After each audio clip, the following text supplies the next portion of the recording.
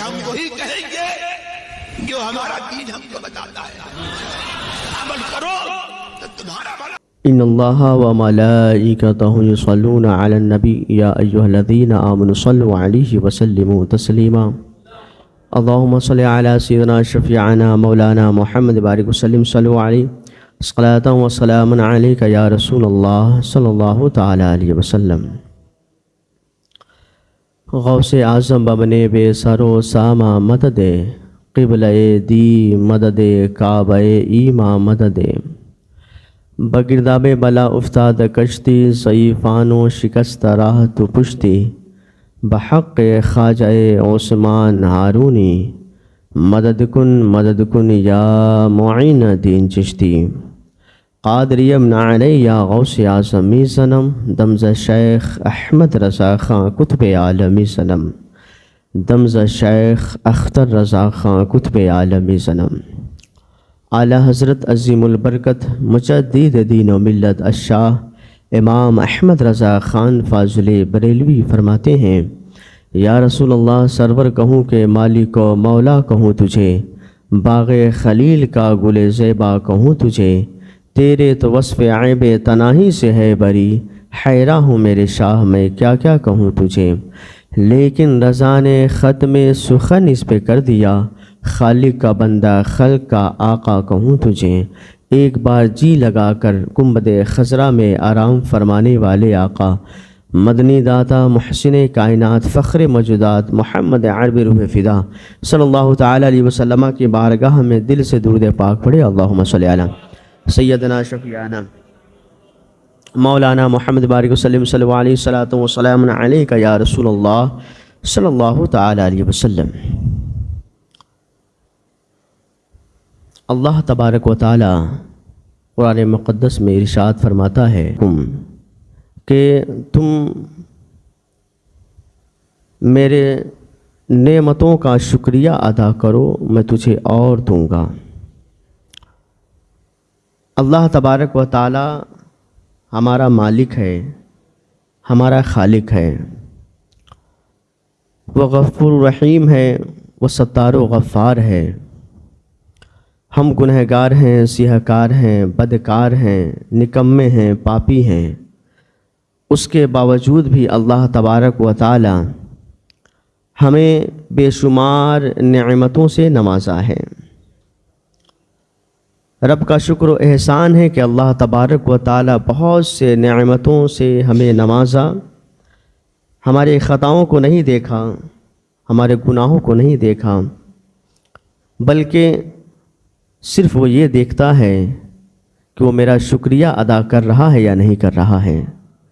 جب ہم شکریہ رب کی ادا کرتے ہیں تو اللہ تبارک و تعالی اور نعمتیں عطا فرماتا ہے. اللہ تبارک و تعالی ہمارے خطاؤں کے باوجود بھی بڑی نعمتوں سے نوازا. اور اللہ تبارک و تعالی کے نعمتوں کا جو اور زیادہ شکر گزاری کرتا ہے تو اللہ رب العزت اس کے نعمت میں اور اضافہ کرتا ہے. نعمت کا شکریہ کیا ہے؟ نعمت کا شکریہ یہ ہے کہ نعمت کی تعظیم کرنا. کوئی نعمت آپ کو مل جائے تو اس کی تعظیم کریں اور اس نعمت کا تصور کر کے اللہ کا شکریہ ادا کریں. یہی نعمت کے شکریہ ادا کرنے کا طریقہ ہے. حضرت قرشی رحمۃ اللہ تعالی علیہ سے روایت ہے، وہ خود ہی کہتے ہیں کہ نبی پاک صلی اللہ تعالی علیہ وسلم ارشاد فرماتے ہیں کہ اللہ رب العزت جس کو شکر گزاری کرنے کا توفیق عطا فرماتا ہے تو اللہ تبارک و تعالی اسے خوب نوازتا ہے، خوب دیتا ہے. وہ خود کہتا ہے کہ تم میرا احسان مانو، میرے نعمتوں کا شکریہ ادا کرو، میں تجھے اور دوں گا. اسی طرح انسان کے بدن میں کئی ایسی چیزیں ہیں، یعنی پوری باڈی ہی اللہ کی نعمت ہے. اور اگر اللہ کی نعمتوں کا شمار کرنا چاہیں تو انسان نہیں کر سکتا. اللہ تبارک و تعالیٰ نے یہ آنکھیں دی، یہ رب کی نعمت ہے. اللہ رب العزت نے کان دیا نا، یہ بھی رب کی نعمت ہے. اللہ تبارک و تعالیٰ نے زبان دیا، یہ بھی رب کی نعمت ہے۔ اللہ رب العزت نے دماغ دیا، یہ بھی اللہ کی نعمت ہے۔ اللہ رب العزت نے ہاتھ عطا فرمایا، یہ بھی رب کی نعمت ہے۔ رب قدیر نے پاؤں دیا، یہ بھی رب کی نعمت ہے۔ اللہ رب العزت نے آپ کی پورے جسم و جسمانیت کو دی، یہ بھی رب کی نعمت ہے۔ حضرت ابو حازم رضی اللہ تعالیٰ عنہ سے کسی نے کہا کہ آپ یہ بتائیے کہ آنکھوں کی نعمت کا شکریہ کیا ہے؟ ظاہر سی بات ہے کہ اللہ رب العزت کی یہ نعمتیں ہیں، تو اب ظاہر سی بات ہے کہ اس کی نعمت کا شکریہ ادا کی جائے، تو کیسے شکریہ ادا کی جائے؟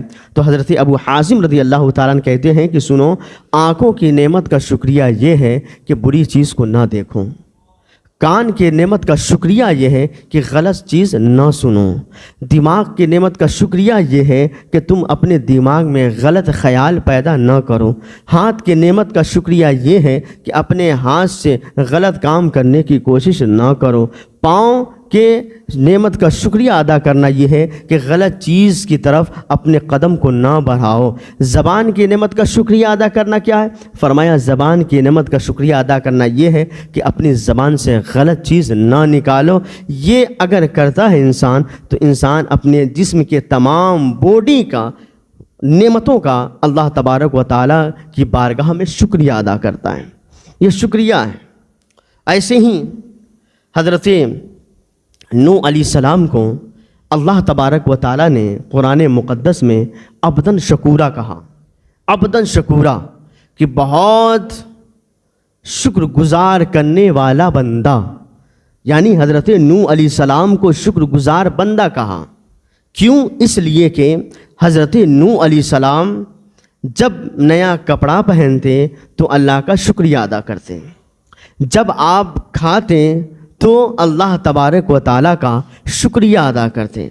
اس لیے کہ ایک مفہوم حدیث ہے، نبی پاک صلی اللہ تعالیٰ علیہ وسلم خود ارشاد فرماتے ہیں کہ اگر بندہ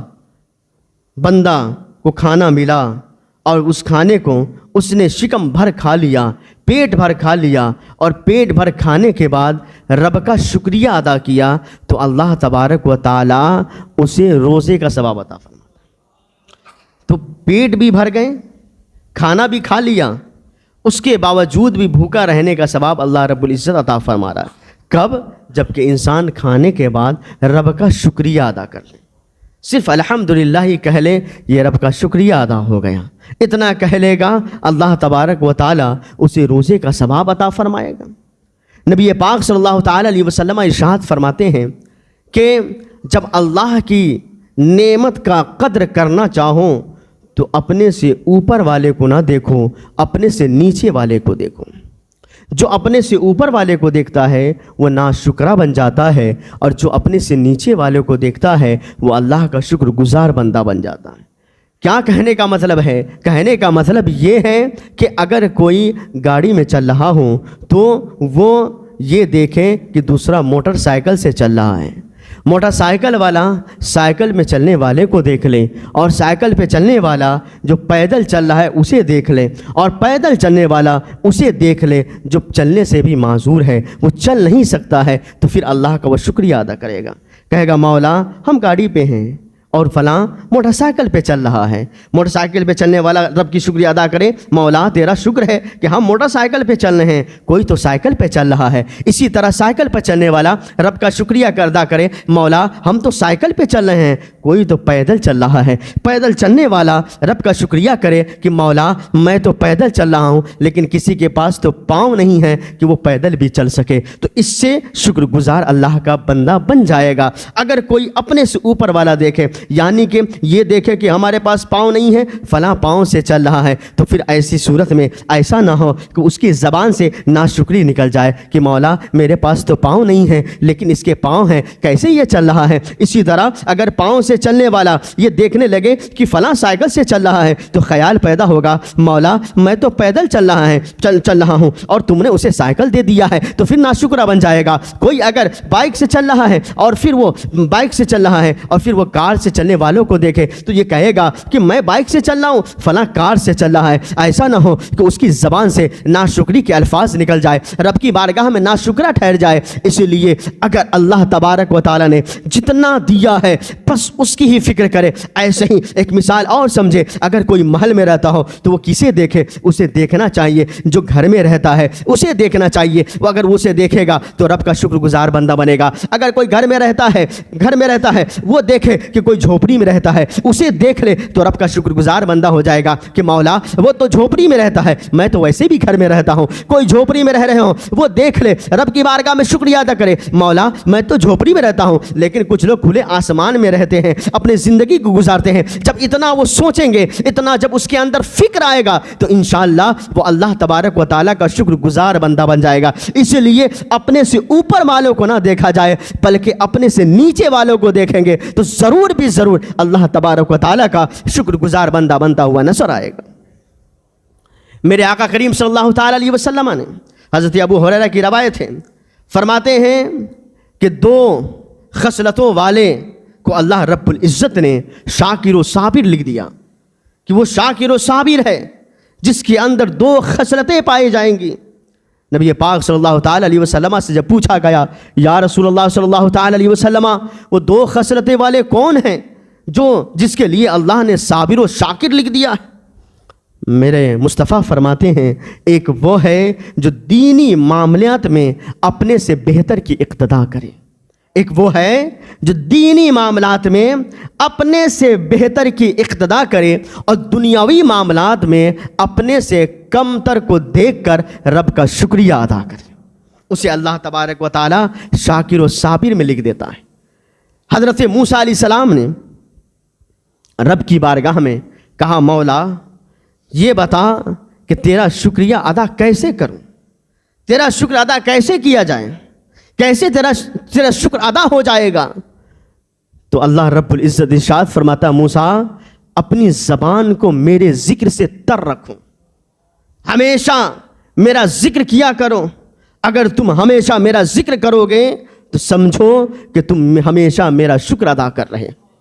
شکر ادا کر. اللہ رب العزت اسے بہت نوازتا ہے جو رب کا شکریہ ادا کرتا ہے. رب کا شکریہ جو ادا کرتا ہے اللہ رب العزت اسے خوب نوازتا ہے، اور جو رب کا شکریہ ادا نہیں کرتا، جو ناشکرہ بنا پھرتا ہے، تو اللہ تبارک و تعالیٰ اسے عطا نہیں فرماتا ہے. حضرت موسیٰ علیہ السلام خود کہتے ہیں کہ جب میں کوہ طور پر اللہ رب العزت سے ہم کلام کرنے جا رہا تھا، اتنے دیر میں ایک شخص آیا، بڑے مالدار تھا، بہت دولت مند تھا، اس کے پاس بہت کچھ تھے. اس نے آ کر ہم سے کہا اے موسیٰ علیہ السلام اللہ رب العزت کی بارگاہ میں آپ جا رہے ہیں، ہم کلامی کرنے جا رہے ہیں، ان سے گفتگو کرنے جا رہے ہیں، جائیے ٹھیک ہے، لیکن اللہ رب العزت کی بارگاہ میں کہہ دیجئے گا اب مجھے زیادہ مال نہیں چاہیے، اب مجھے پیسے نہیں چاہیے، اب مجھے دولت نہیں چاہیے، اب مجھے سیم و زر نہیں چاہیے، مجھے اب نہیں چاہیے. اللہ رب العزت سے جا کے کہیے گا کہ اللہ تبارک و تعالی مجھے دینا چھوڑ دے. اتنا کہنا تھا. حضرت موسیٰ علیہ السلام نکلے ہیں کوہ طور پر اللہ رب العزت سے ہم کلام کرنے، آگے نکلے ہیں. ایک ایسا بھی شخص ملا جو نیچے ریت میں بیٹھا ہوا تھا اور اپنے شرمگاہ کو ریت سے بھر کر وہ اپنے شرمگاہ کو پوشیدہ کیے ہوا تھا، چھپائے ہوا تھا، ریتوں سے اپنے شرمگاہ کو چھپائے ہوا تھا. رب کی بارگاہ میں حضرت موسیٰ علیہ السلام جا رہے تھے. وہ شخص کہتا ہے اے موسیٰ اللہ رب العزت کی بارگاہ میں ہم کلام ہونے کے لیے آپ تشریف لے جا رہے ہیں، رب کی بارگاہ میں جا کر میرا عریضہ پیش کر دیجئے گا. رب سے کہیے گا کہ اے مولا ہمیں رزق عطا فرما دے، ہمیں کچھ عطا فرما دے، ہمیں دے دے. دونوں کی باتیں مختلف تھی. ایک مالدار تھا، وہ کہتا جا کر رب سے کہیے گا اللہ تبارک و تعالی ہمیں اب نہ دے، ہمیں کچھ عطا نہ کرے. ایک دوسرا شخص تھا جو کہتا ہے کہ رب کی بارگاہ میں جا کر کہیے گا کہ اللہ تبارک و تعالی مجھے عطا فرما دے، مجھے دے دے. اب 2 آدمی ہیں، 2 کنڈیشن ہیں، 2 لوگوں کی الگ الگ معروضات ہیں، 2 لوگوں کے الگ الگ سوالات ہیں. دونوں نے حضرت موسیٰ علیہ السلام سے اپنے معروضات کو پیش کیا ہے. حضرت موسیٰ علیہ السلام رب سے ہم کلام کرنے گئے، گئے, کوئے طور پر گئے ہیں, جب ہم کلام فرما لیے, جب گفتگو کر لیے, اس کے بعد کہتے ہیں اے اللہ, اے پاک پروردگار عالم, تیرا دو بندہ مجھے ملا تھا, ایک بندہ تو مالدار تھا, دوسرا بہت غریب تھا. مالدار کہتا ہے اے پاک جائے موسیٰ, پاک پروردگار عالم سے کہنا اللہ رب العزت مجھے کچھ عطا نہ فرما دے. لیکن دوسرا کہتا ہے اللہ رب العزت سے جا کر کہیے گا اللہ تبارک و تعالیٰ مجھے دے دے. اتنا کہنا تھا. اللہ رب العزت ارشاد فرماتا ہے ٹھیک ہے, دونوں کے جوابات یہ ہیں, جاؤ دونوں سے کہہ دینا. ایک جو مالدار وہ کہتا ہے کہ ہمیں اب کچھ نہ چاہیے, تو اسے جا کر کہہ دیجئے گا کہ وہ میرا شکر ادا کرنا چھوڑ دے, میں اس کو دینا چھوڑ دوں گا. اور جو کہتا ہے کہ مجھے اللہ عطا فرما دے, اسے جا کر کہیے گا کہ وہ اللہ رب العزت کا شکریہ ادا کرنا شروع کر دے, اللہ تبارک و تعالیٰ اسے دینا شروع کر دے گا. تو رب کا شکریہ ادا کریں تو صحیح, اللہ رب العزت ضرور دیتا ہے. حضرت موسیٰ علیہ السلام جب تشریف لائے کوہ طور سے, تو پھر وہی مالدار ملا. تو اس مالدار نے کہا اے موسیٰ, کیا میرے معروضات کو, میرے عرض گزاری کو رب کی بارگاہ میں پیش کر دیا ہے؟ تو حضرت موسیٰ علیہ السلام نے کہا ہاں, تیری جو معروضات تھے, جو تیرا سوال تھا, رب کی بارگاہ میں رکھ دیا. کہا کیا جواب آیا؟ تو حضرت موسیٰ علیہ السلام نے کہا رب نے کہا ہے کہ سنو, تم اللہ رب العزت کا شکر گزاری کرنا چھوڑ دو گے تو اللہ تبارک و تعالیٰ تجھے دینا چھوڑ دے گا. تو وہ مالدار شخص کہتا ہے کہ میں کیسے شکر گزاری چھوڑ دوں, میرے پاس جب کچھ بھی نہیں تھا اس وقت بھی شکر گزار تھا, میرے پاس کچھ نہ تھا پھر بھی رب کا شکریہ ادا کرتا تھا, میرے پاس مال و دولت کچھ بھی نہ تھے پھر بھی رب کا شکریہ ادا کرتا تھا. جب اللہ نے دے دیا تو میں کیسے ناشکرہ بن جاؤں, میں شکر کرنا نہیں چھوڑوں گا. تو حضرت موسیٰ نے کہا سنو, تم شکر کرنا نہیں چھوڑو گے تو رب بھی تجھے دینا نہیں چھوڑے گا, وہ بھی تجھے دیتا رہے گا. حضرت موسیٰ علیہ السلام جب وہاں سے نکلے تو وہی ملا جو غریب تھا, تنگ دست تھا, اتنا غریب کہ اس کے پاس پہننے کے لیے کپڑے نہ تھے, ریت سے اپنے شرمگاہ کو چھپا کر بیٹھا تھا. جب حضرت موسیٰ علیہ السلام وہاں سے گزرے ہیں تو حضرت موسیٰ علیہ السلام کو دیکھ کر کہتا ہے کیا میرے معروضات کو پیش کر دیا, میرے سوال کو پیش کر دیا؟ کہا ہاں, میں تیرے بھی سوالات کو اللہ رب العزت کی بارگاہ میں رکھ کر آیا. کہا رب نے کیا کہا ہے, رب کا کیا ارشاد ہے؟ تو حضرت موسیٰ علیہ السلام نے کہا سنو, رب کہتا ہے کہ تم رب کے شکریہ کو ادا کرنا شروع کر دو, اللہ تبارک و تعالیٰ تجھے دینا شروع کر دے گا. اب یہ کیا کہتا ہے؟ کہتا ہے میں کیسا شکریہ ادا کروں, کس چیز کے لیے شکریہ کروں؟ نہ تو میرے پاس گھر ہے, نہ تو میرے پاس پیسے ہیں, نہ تو میرے پاس کپڑے ہیں کہ میں کپڑا پہن سکوں. میں کیسے شکریہ رب کا ادا کروں؟ جس کے پاس سب کچھ ہو وہی شکریہ ادا کر سکتا ہے, ہمارے پاس تو کچھ بھی نہیں ہے, میں رب کا شکریہ کیسے ادا کروں؟ ابھی زبان سے یہ نکلے تھے کہ جو ریت اس کے شرمگاہ کو ڈھپ کر رکھا تھا وہ ہوا ایسی چلی, وہ ریت بھی بہہ گئے, اس کے شرمگاہ تک کھل گئے. اگر وہ شکر ادا کرتا رب کا کہ اللہ رب العزت نے کچھ نہیں دیا تو کیا ہوا, رب نے یہ ریت تو دیا ہے جس کی وجہ سے اپنی شرمگاہ کو میں نے حفاظت کی ہے, تو اللہ تبارک و تعالیٰ اسے کپڑا بھی عطا فرما دیتا. جب وہ کپڑا پہن کر رب کا شکریہ ادا کرتا تو اللہ تبارک و تعالیٰ اسے دولت بھی عطا فرما دیتا. جب دولت ملتے ہی رب کا شکریہ ادا کرتا, اللہ اسے گھر بھی عطا فرما دیتا, اللہ سب کچھ عطا فرما دیتا. تو اللہ رب العزت کا جتنا شکریہ ادا کیا جائے اللہ تبارک و تعالیٰ اسے اتنا ہی عطا فرماتا ہے. حضرت شیخ سعدی شیرازی رحمۃ اللہ تعالیٰ علیہ, وہ شیخ سعدی جنہوں نے پوری دنیا کا گشت کیا ہے, پوری دنیا, اللہ نے وہ طاقت عطا فرمائی کہ پوری دنیا کا آپ نے گشت کیا, چکر لگایا ہے پوری دنیا کا. حضرت شیخ سعدی شیرازی رحمۃ اللہ تعالیٰ, جن کا آپ درود ایک بہت مشہور ہے پڑھتے ہیں, بلغ العلا بکمالہ کشفت دجا بجمالہ حسنت جمیع خصالہ صلوا علیہ والہ. انہوں نے 2 کتاب جو فارسی میں لکھی ہے, بوستا اور گلسیتا, جو درس نظامی میں پڑھائی جاتی ہے, اور آپ پورے دنیا کا چکر لگایا. اور یہ درود بھی کس وقت لکھا, کیا کمال ہے اس میں. جب آپ اس درود کو لکھ رہے تھے، بلغ العلا بکمالہ کشفت دجا بجمالہ حسنت جمیع خصالہ صلوا علیہ والہ، آپ جب لکھنے کے لیے بیٹھے تو آپ جب قلم اٹھایا اور لکھنے لگے بلغ العلا بکمالہ کشفت دجا بجمالہ حسنت جمیع خصالہ، اس کے آگے قلم لکھ ہی نہیں رہا تھا، اس کے آگے آ ہی نہیں رہا تھا کہ میں کیا لکھوں. بار بار کوشش کرتے، بار بار کوشش کرتے، پھر وہیں پر جا کر اٹک جاتے، وہیں پر جا کر آپ کا قلم رک جاتا. بلغ العلا بکمالہ کشفت دجا بجمالہ حسنت جمیع خصالہ، آگے لکھنا ہی نہیں آتا تھا، لکھ ہی نہیں پا رہے تھے، قلم وہیں رک جایا کرتا تھا. پھر خواب میں میرے مصطفیٰ کی زیارت ہو گئی. میرے آقا کریم صلی اللہ تعالی علیہ وسلم خواب میں تشریف لاتے ہیں اور کہتے سعدی لکھتے کیوں نہیں، مکمل کرتے کیوں نہیں؟ کہتے ہیں میرے مصطفیٰ کریم صلی اللہ تعالی علیہ وسلم بار بار کوشش کر رہا ہوں، بار بار لکھنے کی کوشش کر رہا ہوں، بار بار قلم رک جا رہا ہے، بار بار لکھنے کی کوشش کرتا. بلغ العلا بکمالہ کشفت دجا بجمالہ حسنت جمیع خصالہ، اس کے آگے لکھ ہی نہیں پا رہا ہوں. تو میرے مصطفیٰ نے کہا اے سعدی آگے کیوں نہیں کہہ دیتے صلوا علیہ والہ. اس درود کو مکمل میرے مصطفیٰ نے کیا ہے. تو پھر شیخ سعدی نے لکھ دیا بلغ العلا بکمالہ کشفت دجا بجمالہ حسنت جمیع خصالہ صلوا علیہ والہ. بڑا مقبول درود اس لیے ہے کہ اس میں میرے مصطفیٰ نے اضافہ فرمایا. اس درود کو مکمل میرے مصطفیٰ نے کی ہے.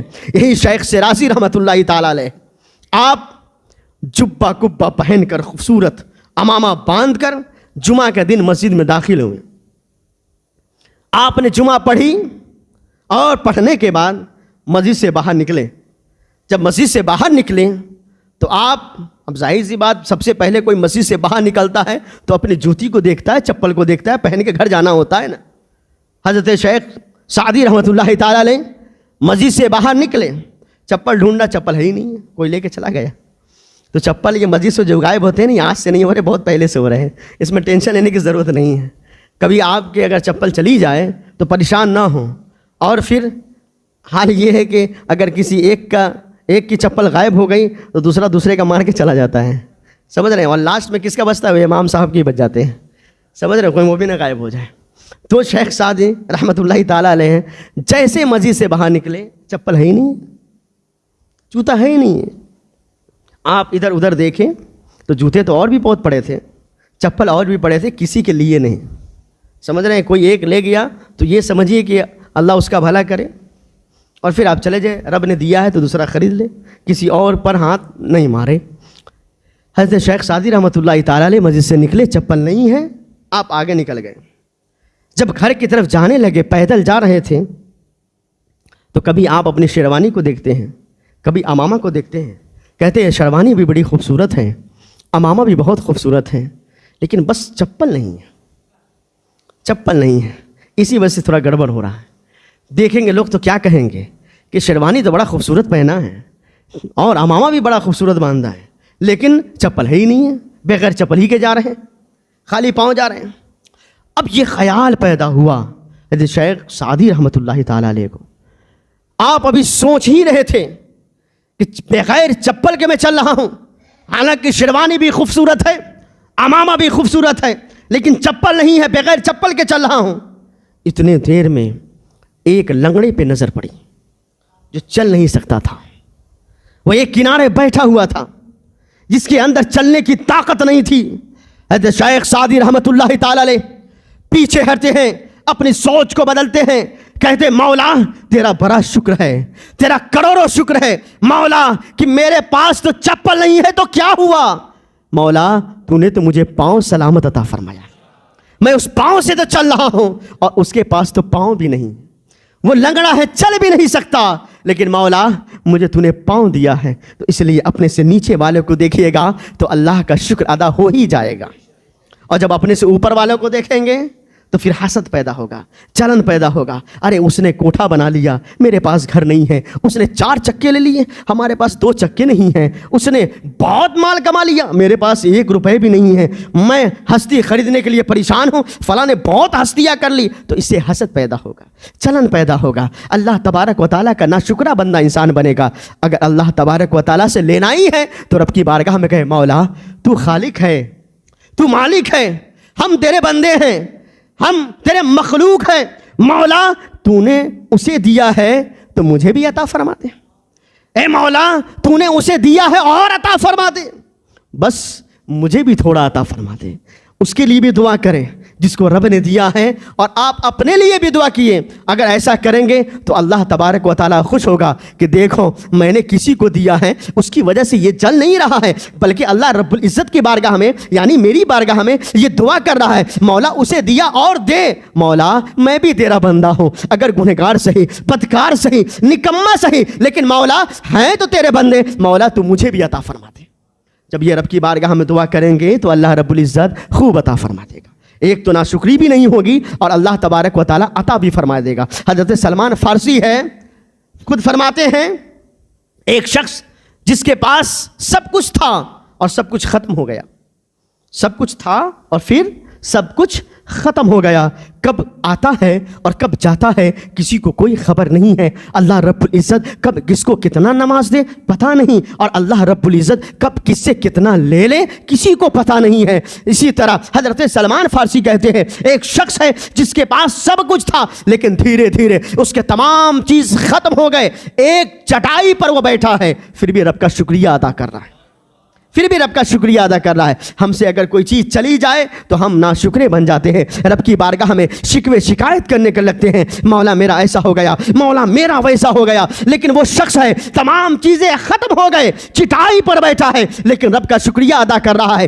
مولا تیرا شکر ہے کہ اس قابل بنایا کہ ایک چٹائی پر تو میں بیٹھا ہوں، چٹائی پر بیٹھا ہوں۔ کسی نے آ کر کہا تم اب بھی اللہ کا شکر ادا کر رہے ہو، تیرے پاس سب کچھ تھا ختم ہو گئے، پھر بھی رب کا شکریہ ادا کرتا ہے۔ کہتا ہے کون کہتا ہے کہ میں دولت مند نہیں ہوں، اگرچہ چٹائی پر بیٹھا ہوں، اللہ نے مجھے آنکھیں عطا فرمائی ہیں، کیا یہ دولت مند یہ کیا قیمتی نہیں ہے؟ اللہ رب العزت نے مجھے کان عطا فرمایا ہے، کیا یہ قیمتی نہیں ہے؟ میرے پاس اللہ نے زبان عطا فرمائی، کیا یہ قیمتی نہیں ہے؟ اللہ رب العزت نے مجھے سوچنے کے لیے دماغ عطا فرمایا، کیا یہ قیمتی نہیں ہے؟ اللہ رب العزت نے دل عطا فرمایا، کیا یہ قیمتی نہیں ہے؟ اللہ رب العزت نے تمام جسم عطا فرما دیے، کیا میں قیمتی نہیں ہوں کہ اللہ تبارک و تعالیٰ کا شکریہ ادا نہ کروں؟ تھوڑی تھوڑی بات پر اللہ کا شکریہ ادا کرنا ہم چھوڑ دیتے ہیں۔ ان سب سے سیکھیں کہ سب کچھ چلا جاتا ہے پھر بھی رب کا شکریہ ادا کرنا بھولتے نہیں ہیں، بس ہر وقت رب کا شکریہ ادا کرتے ہیں کہ مولا تیرا شکر ہے مجھے یہ دیا، مولا تیرا شکر ہے کہ مجھے یہ دیا، اور جو شکریہ بار بار رب کی بارگاہ میں کرتا ہے اللہ تبارک و تعالیٰ اسے خوب عطا فرماتا رہتا ہے۔ تو رب کی بارگاہ میں پہلے شکریہ ادا کریں، اللہ تبارک و تعالیٰ ضرور دیتا ہے۔ حضرت یونس بن عبید رضی اللہ تعالیٰ نے جب آپ کے پاس کسی نے آ کے کہا میں بہت تنگ دست ہو گیا ہوں، بہت تنگ دست ہو گیا ہوں، میرے لیے آپ دعا فرمائیے کہ اللہ تبارک و تعالیٰ مجھے مالداری عطا فرما دے، تو حضرت یونس بن عبید کہتے ہیں تیرے پاس کیا نہیں ہے کہ تم دعا کروانے کے لیے آئے ہو؟ تم کہتے ہو غریب ہو، میں دیکھتا ہوں تم بہت امیر ہو، میں کہاں سے امیر دکھتا ہوں، میں تو بہت غریب ہوں، اس لیے تو آپ کے پاس آیا ہوں، اگر میں امیر ہوتا تو میں تھوڑی کہتا آپ کو دعا کرنے کے لیے، میں غریب ہوں اس لیے آپ کے پاس آ کر کہا ہوں کہ میرے لیے دعا فرمائیے تاکہ اللہ رب العزت ہمیں دولت عطا فرما دے۔ اتنا کہنا تھا۔ حضرت یونس بن عبید کہتے ہیں اگر تم غریب دکھتے ہو تو سنو، میری نظر میں تم امیر ہو، میں تجھے 1,00,000 درہم دیتا ہوں، تم اپنی ایک آنکھ نکال کر مجھے دے دو۔ کہتا ہے نہیں میں ایک آنکھ نہیں دے سکتا۔ کہا ٹھیک ہے 3,00,000 دیتا ہوں، 3,00,000 درہم دیتا ہوں، تم اپنے دونوں آنکھ کو نکال کر میرے حوالے کہہ دو۔ کہتا ہے نہیں اس قیمتوں سے زیادہ قیمت اللہ رب العزت نے آنکھ کو بنایا ہے، میں یہ نہیں دے سکتا۔ کہا پھر تم یہ کیوں کہتے ہو؟ میں غریب ہوں، تنگ دست ہوں، میرے پاس مال و دولت نہیں ہے، اللہ تبارک و تعالیٰ کی نعمتیں وہ نعمتیں ہیں جو اللہ رب العزت نے تجھے عطا فرمایا ہے، یہ نعمت کسی مالداری سے کم نہیں ہے، یہ کسی قیمت سے کم نہیں ہے۔ جاؤ گھر اور اللہ رب العزت کا شکریہ ادا کرو، تم شکریہ ادا کرو گے اللہ رب العزت تجھے خود ہی عطا فرمانا شروع کر دے گا۔ حضرت ایوب علیہ السلام کے صبر کا تو آپ نے خوب سنا ہوگا۔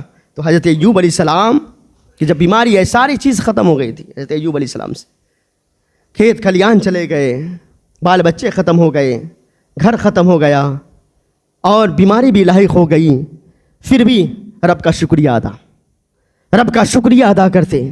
16 سال بیمار رہے، ہم 2-4 روز بیمار رہے تو پریشان ہو جاتے اور نہ جانے کیا کیا اپنی زبان سے کہنا شروع کر دیتے۔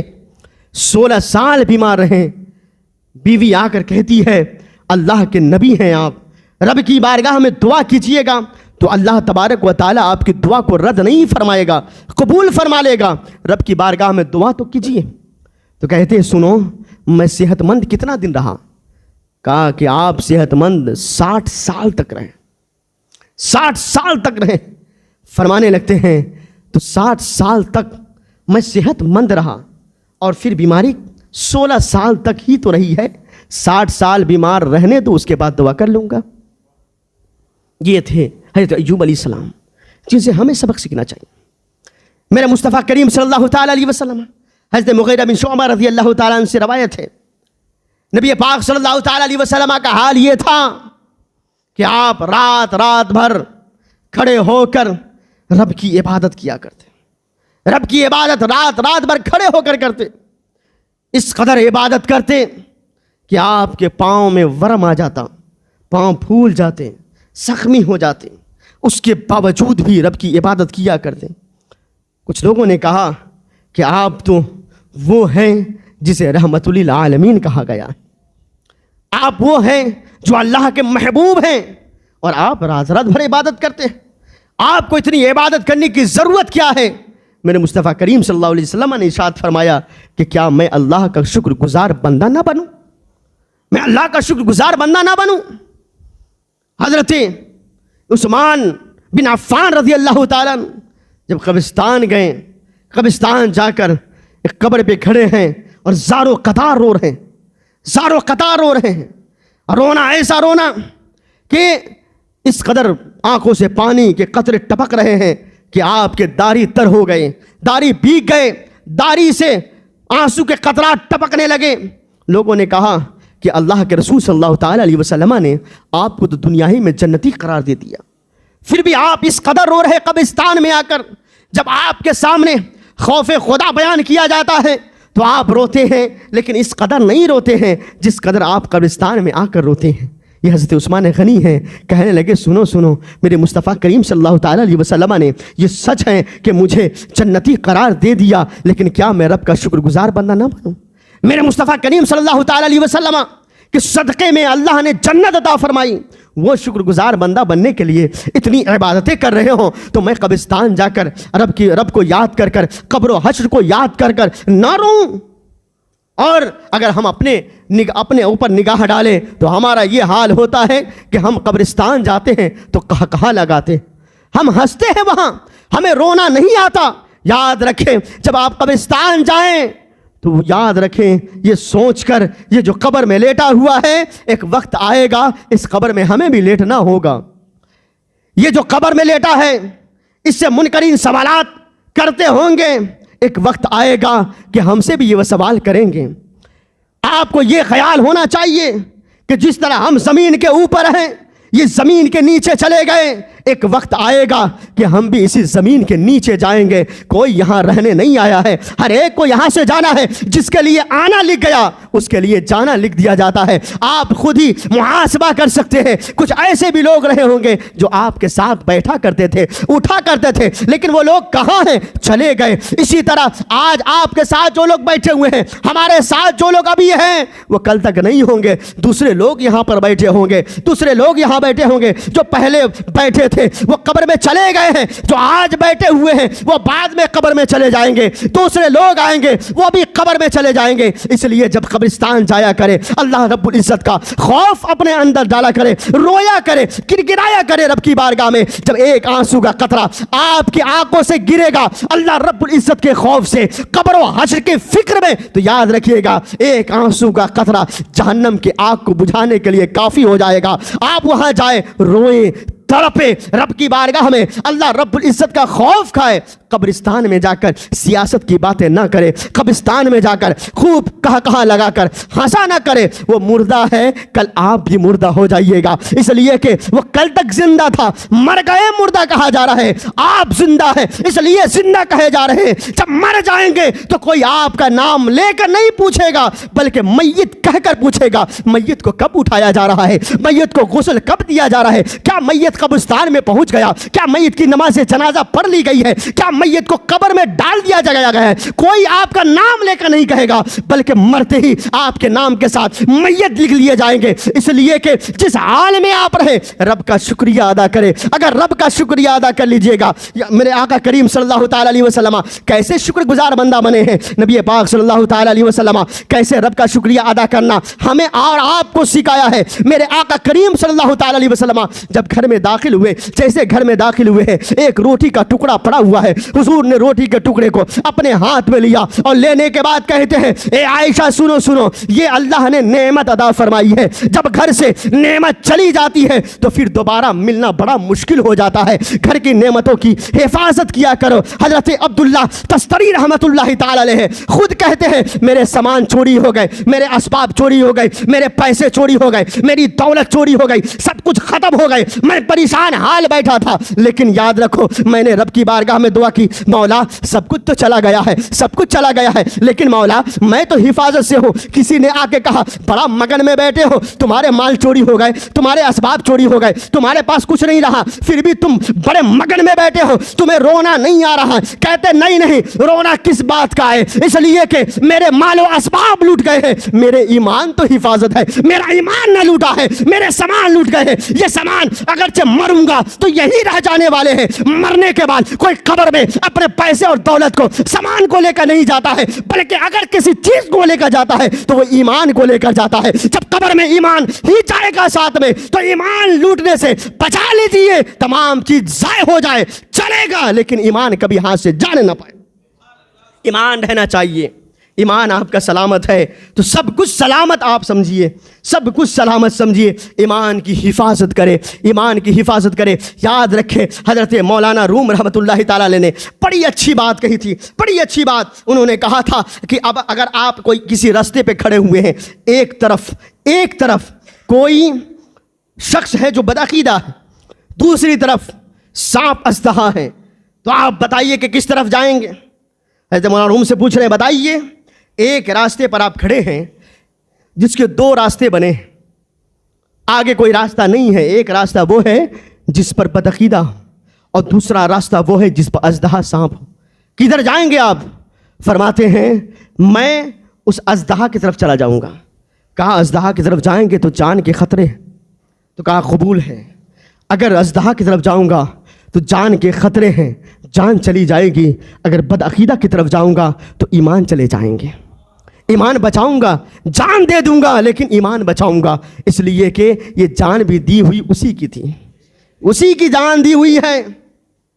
اور پھر جب جان بچ ہی جائے گی, ایمان ہی نہیں رہے گا, تو پھر جان کا کیا خطر. ایمان بچاؤں گا. نبی پاک صلی اللہ تعالی علیہ وسلم نے جو ہمیں درس عطا فرمایا ہے, ہمیں شکر بجا لانا چاہیے, اور ہر وقت ہر لمحہ, کیونکہ الحمدللہ رب العالمین اگر صرف اتنا انسان کر دے تو اللہ تبارک و تعالیٰ کا یہ بہت بڑا شکریہ ادا کرنا ہو جائے گا. قرآن ہی شروع ہوا ہے الحمدللہ رب العالمین سے. سب سے بڑی دعا الحمدللہ ہے, اور سب سے بڑا ذکر لا الہ الا اللہ ہے. یہ دونوں کو اپنے ہاتھ میں لیں. الحمدللہ جب بھی کچھ ہو الحمدللہ, اور شکر گزاری کرے, شکر ادا کرے. اس لیے جو شاکر ہوتا ہے وہ بھی اللہ رب العزت اس کے لیے بھی جنت لکھا ہے. جو صابر ہوتا ہے, صبر کرنے والا ہوتا ہے, اللہ تبارک و تعالیٰ اسے بھی جنت عطا فرمائے. دونوں کو, شاکروں اور صابر دونوں کو اللہ رب العزت جنت عطا فرمائے. شکر گزار کیجیے, اللہ رب العزت کا شکر گزار بندہ بننے کی کوشش کیجیے. اللہ تبارک و تعالیٰ کا شکر گزار بندہ بننے کی کوشش کریں گے تو اللہ رب العزت اور آپ کو عطا فرماتا رہے. جتنا آپ شکریہ ادا کریں گے اللہ تبارک و تعالیٰ اتنا ہی دے گا. یہ سچ ہے, آپ محنت کرتے ہیں تب مال کماتے ہیں, لیکن اگر اللہ نہ دے, لاکھ آپ محنت کر لیں, اگر اللہ نہ دے تو کہاں سے آپ لیجئے گا؟ تو اس کا مطلب یہ سمجھیے ہم محنت کرنا ہمارا کام ہے, لیکن دینے کا کام اللہ کا ہے. اگر یہ سوچ کر آپ محنت کرتے ہیں تو اللہ تبارک و تعالیٰ ایسا مال دے گا, نہ کبھی وہ چلے گا, نہ چوری ہوگا, نہ ڈوبے گا. اللہ تبارک و تعالیٰ خوب بڑھوتری عطا فرمائے. جو شاکر ہوتا ہے اور جو صابر ہوتا ہے دونوں جنتی ہیں. ایک حکایت سے اپنی تقریر کو ختم کروں. ایک میاں بیوی ہیں, بیوی بڑی خوبصورت تھی اور میاں اتنے خوبصورت نہ تھے. ایک مرتبہ وہ گھر میں آتا ہے اور کہتا ہے اے بی بی سنو، میں بھی جنتی ہوں، تم بھی جنتی ہو. بی بی کہتی ہے تم نے یہ کہاں پڑھ لیا؟ تم نے کس نے ٹکٹ دے دی جنت کی؟ تم کہتے ہو ہم بھی جنتی تم بھی جنتی. کہا سنو، میں نے حدیث پاک پڑھی ہے کہ جو صبر کرنے والا ہوگا اللہ اسے بھی جنت عطا فرمائے گا، اور جو شکر کرنے والا ہوگا اللہ تبارک و تعالیٰ اسے بھی جنت عطا فرمائے گا.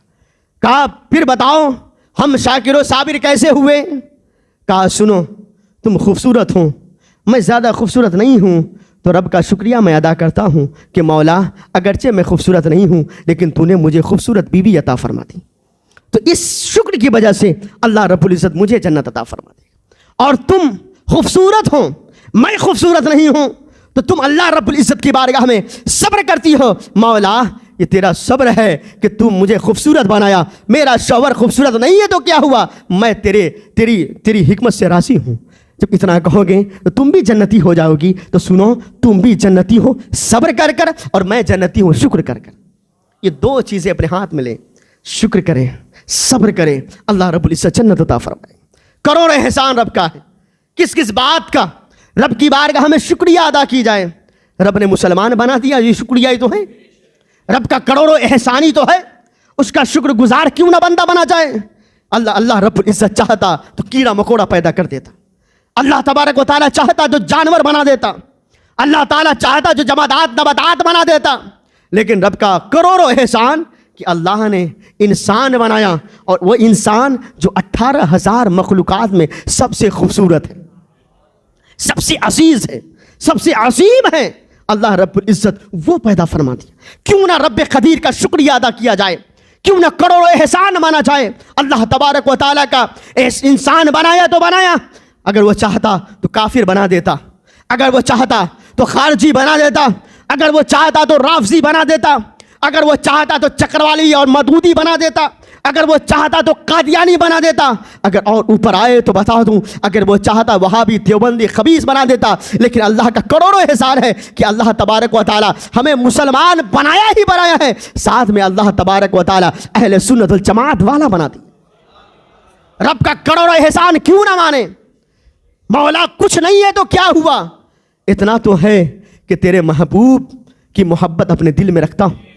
مولا کچھ نہیں ہے تو کیا ہوا، اتنا تو ہے تیرے محبوب کے جو آل ہے اس کی محبت اپنے سینے میں رکھتا ہوں. مولا کچھ نہیں ہے تو کیا ہوا، لیکن تیرے محبوب کا جو محبوب صحابہ ہے ان کی محبت اپنے دل میں بساتا ہوں. مولا کچھ نہیں ہے تو کیا ہوا، لیکن مولا تیرا شکر و احسان ہے کہ مولا مجھے ایسی جگہ پیدا فرمایا، ایسی جگہ پیدا فرمایا، ایسی جماعت میں پیدا فرمایا جسے اہل سنت والجماعت تو کہا ہی جاتا ہے، لیکن آج کے زمانے میں اس دور میں مسلک اعلیٰ حضرت سے تعبیر کیا جاتا ہے. مولا تیرا شکر و احسان ہے ہم نبی کے گستاخ نہیں بنے. مولا تیرا احسان ہے ہم صحابہ کے گستاخ نہ بنے. مولا تیرا احسان ہے ہم اہل بیت اطہار کا گستاخ نہ بنے. مولا تیرا احسان ہے ہم اولیاء کاملین کا گستاخ نہ بنے، بلکہ اعلیٰ حضرت کے دامن سے لگ کر ہم نے پایا ہے، صدیقین کا بھی پایا ہے، شہداء کا بھی پایا ہے، صالحین کا بھی پایا ہے، غوث و خواجہ رضا کا بھی پایا ہے.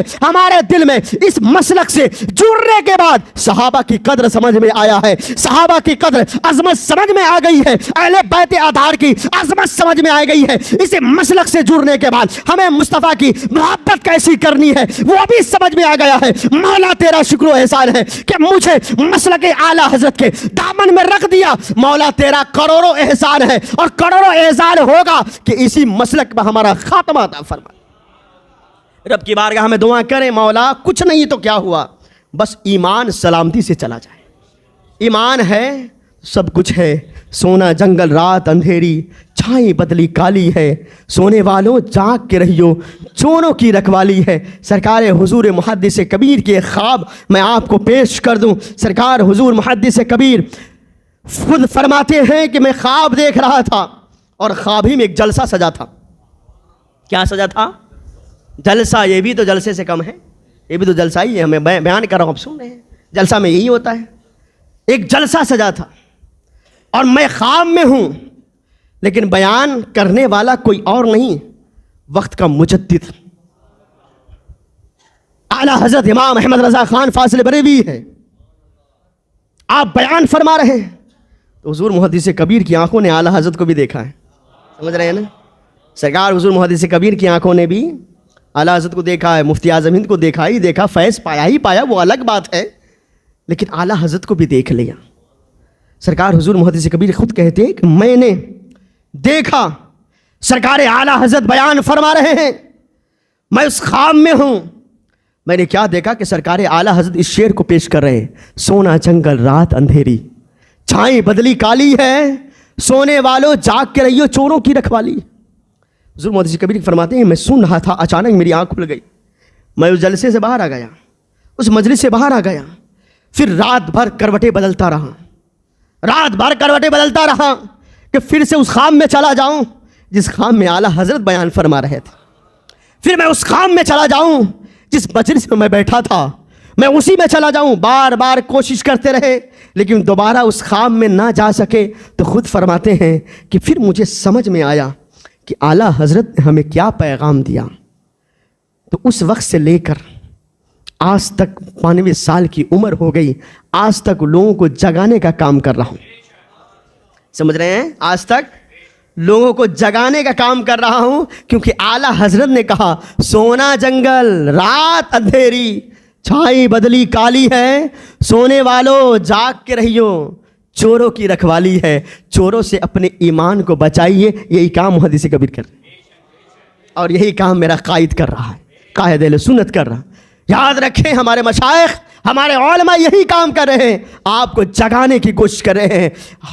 آپ ہر چیز کو مہنگی مت سمجھیے، آپ کو اگر کسی چیز کو سب سے مہنگی سمجھنی ہے، سب سے قیمتی سمجھنی ہے، تو برائے کرم ایمان کو سمجھیے، ایمان کو سمجھیے، یہ سب سے زیادہ قیمتی ہے، یہ آپ کے ساتھ جانے والا ہے، کوئی آپ کے ساتھ نہیں جانے والا، نہ مال و دولت، نہ اولاد، نہ بیوی، نہ ماں باپ، کوئی نہیں۔ قبر میں جانا ہے تو اکیلے جانا ہے، اور ایمان آپ کا ساتھ جائے گا۔ ایمان اگر مضبوط رہا، ایمان اگر سلامت رہا، تو وہ قبر میں کوئی لالٹین لے جانے کی ضرورت نہیں پڑے گی، کوئی روشنی لے جانے کی ضرورت نہیں پڑے گی، ایمان سے ایک ایسا دیا نکلے گا کہ قبر آپ کا روشن ہو جائے گا، قبر روشن ہو جائے گا۔ تو ایمان کی حفاظت اصل میں کیجئے اور رب کا شکریہ ادا کیجئے، مولا تو نے ایمان دیا ہے، تیرا شکر ہے، اور تیرا شکر ہمیشہ بجا لاتا رہوں گا کہ اسی ایمان پر ہمارا خاتمہ نصیب ہو۔